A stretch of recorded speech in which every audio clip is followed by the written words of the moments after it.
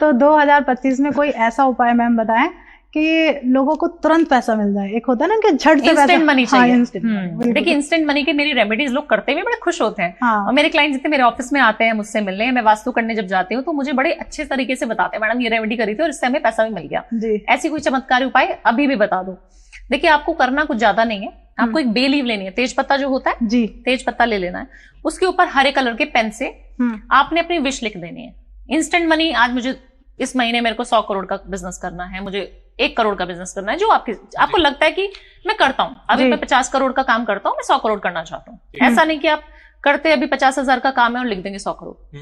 ठीक है, मतलब ऐसे इतना बेवकूफ नहीं बनाना यूनिवर्स को, बिल्कुल सोच समझ के लिखें। आज आप एक पॉडकास्ट करते हैं, आपको चाहिए मैं 10 करूं दिन में, वो लिख दें आप। जब आप उसको लिख देंगे कि मैं ये एक दिन में 10 पॉडकास्ट कर रहा हूँ, thank you universe, thank you universe, thank you universe मेरे पॉडकास्ट इतने वायरल कराने के लिए, ये अफर्मेशन आपको प्रेजेंट टेंस में देनी है। ओके, उस बे लीफ को आपने जला देना है और जो उसकी ऐश है उसको यूनिवर्स में वापस कर देना है, पौधे के अंदर डाल देनी है।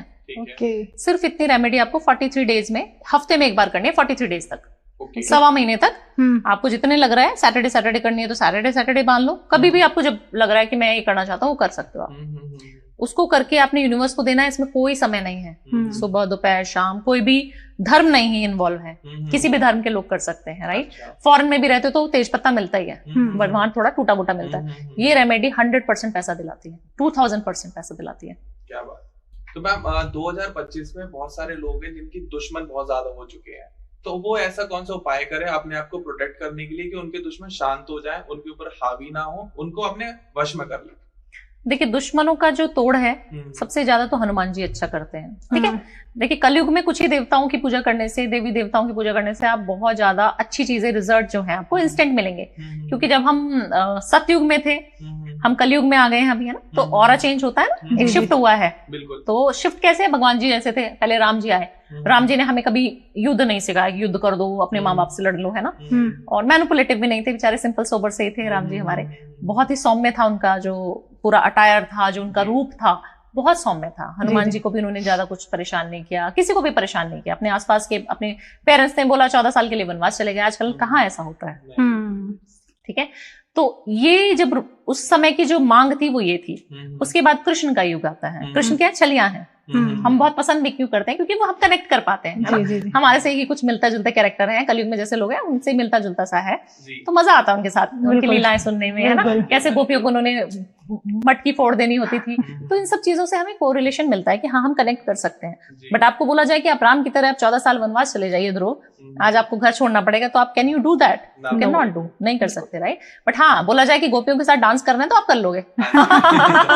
तो ऐसा क्यों? क्योंकि हम उनसे कनेक्ट कर पाते हैं। बट अब के जो देवता हैं, जो कलयुग में हम जिनको पूजे, वो है माँ काली। अगर माँ काली की, आप माँ तारा की बात सुनते हैं, अभी बहुत पॉडकास्ट हो चुके माँ तारा की, माँ कामाख्या की, मैं होके आई वहां पे तो मैंने फील की वो एनर्जी। उनकी बात आपने कभी पहले सुनी थी? 10 साल पहले है ना।